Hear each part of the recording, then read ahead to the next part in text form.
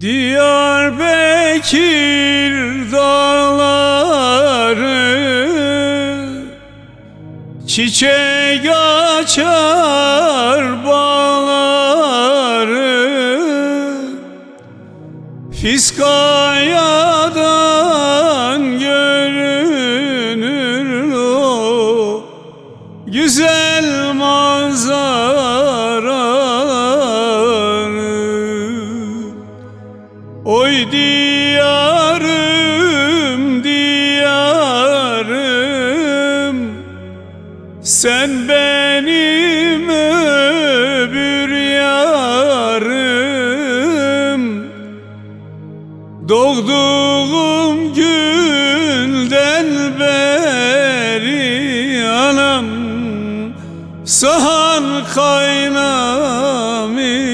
kanı.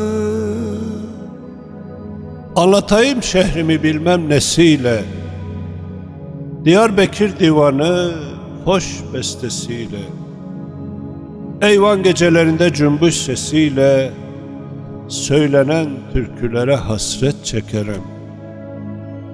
Taşı karadır yoktur bahtında beyaz, aramakla bulunmaz mevsimi hep yaz. Karaca dağdan sonra mesafesi az, varılan memlekete hasret çekerim. İlkokulda giydiğim lastiklerime, sarı beyaz defterim, kalem silgime, kolalı yakalığım ak mendilime, simsiyah önlüğüme hasret çekerim. Acılar da bizim güzellikler de, beraber eğlenirdik mutlu günlerde. Delilo'da, halayda, düğünlerde, vurulan topuklara, vurulan topuklara hasret çekerim. Diyarbakır dağları çiçek açar bağları,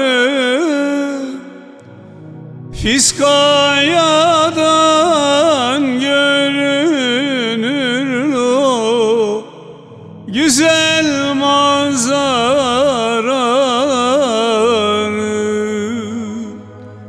Oy diyarım, diyarım, sen benim öbür yarım.